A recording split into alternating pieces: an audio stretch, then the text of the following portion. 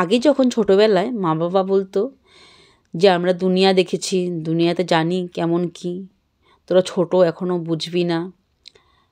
সত্যি তখন আমি ভাবতাম কী বলছে মা বাবা, কী দুনিয়া দেখেছে? মাত্র কয়েকটা রাজ্যতেই ঘুরতে গেছিলো, দুনিয়া কী করে দেখলো? কিন্তু এখন যখন বয়স বাড়ছে, ম্যাচিওর হয়েছি অনেকটা, এখন বুঝতে পারছি দুনিয়া দেখা কাকে বলে। আমার তো মনে হয় দুনিয়া দেখা হলো লোক চেনা, মানুষ চেনা, যে মানুষ কেমন হতে পারে,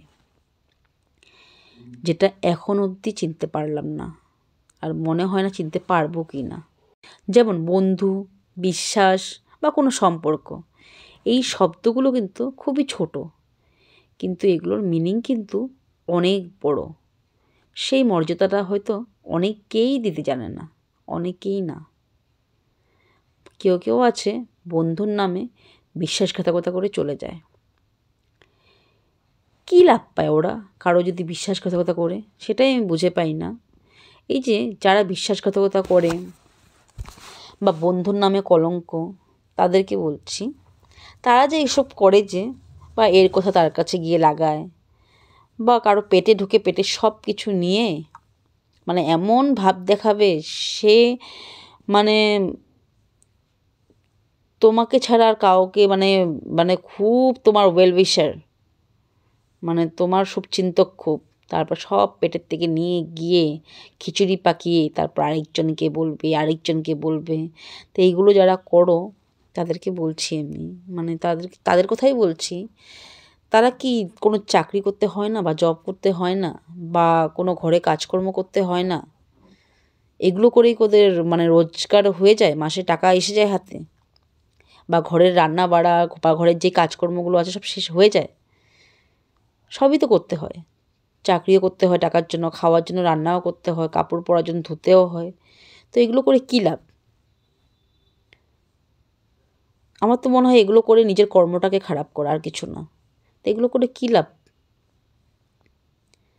মানুষকে আঘাত দিয়ে, মানুষকে সাথে বিশ্বাসঘাতকতা করে, যারা করে তারা কি একবারের জন্য ভাবে না যার সাথে বিশ্বাসঘাতকতা করছি বা যাকে আঘাত দিচ্ছি সেই মানুষটার কী পরিস্থিতি হতে পারে? সেই মানুষটা কি আর কাউকে বিশ্বাস করতে পারবে? বা সে কী ভাবছে, বা তার মনের ভিতরে কী চলছে, সে কতটা দুঃখ পেল, কষ্ট পেল, সেই কথাটা কি ওদের মধ্যে ভাবনা চিন্তা করার ক্যাপাসিটি নেই?